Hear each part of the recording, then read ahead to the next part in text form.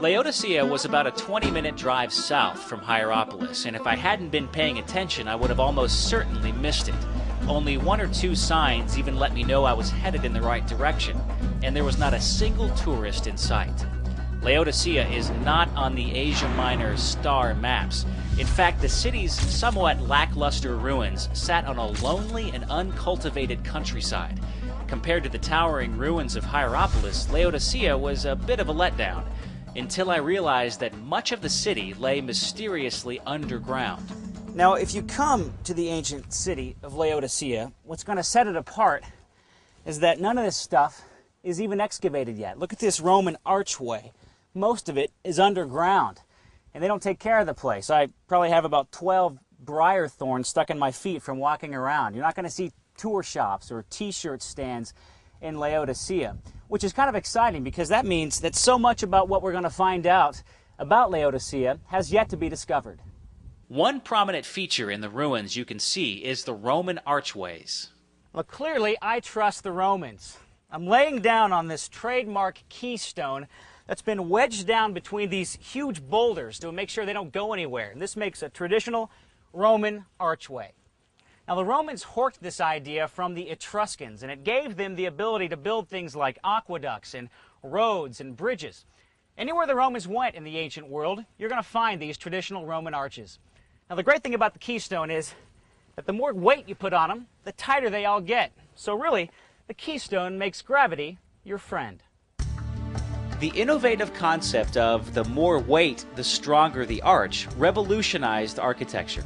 That's why three-level structures like this massive aqueduct and the gigantic Colosseum in Rome didn't crumble under the untold tons of compression force.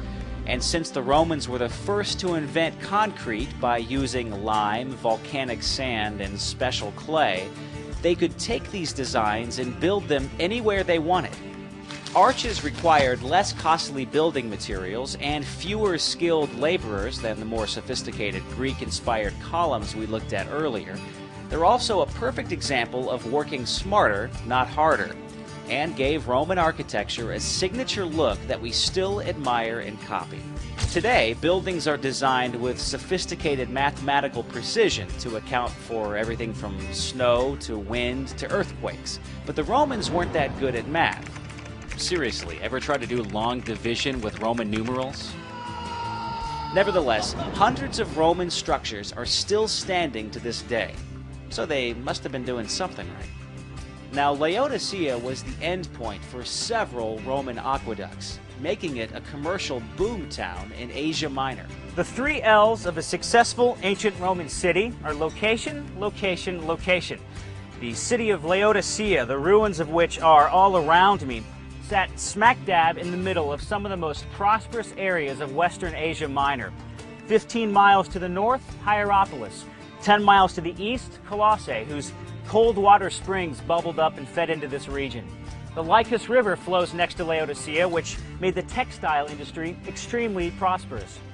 Clearly, the Laodiceans felt very secure in their wealth and their prosperity. And why not? By the time the Romans took over, the city was thriving. It was known for a flourishing banking industry. The textile and wool trade was a cash cow for the Laodiceans, and there was even a lucrative medical school that developed ear and eye ointment.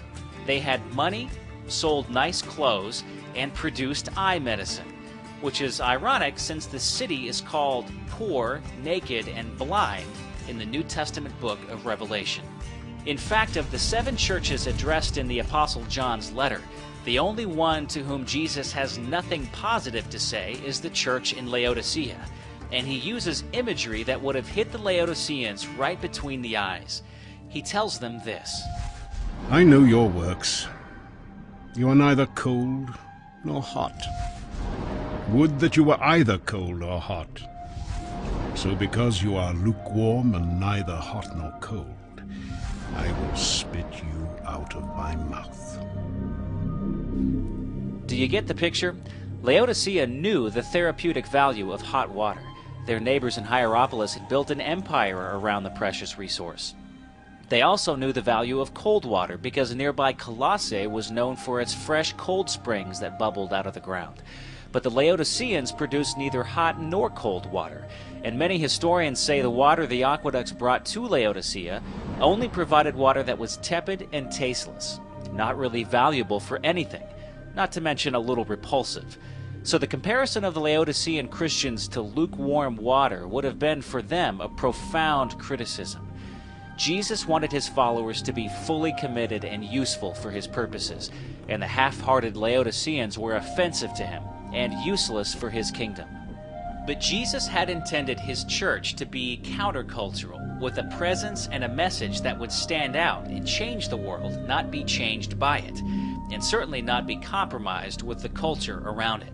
Apparently, many of the Christians in Laodicea had sold out to the culture. It had become a city so blinded by affluence that it couldn't even see its own precarious position in world history. The city of Laodicea, by the time of the Middle Ages, was completely gone, with nothing left but a small hill of unnoticed ruins.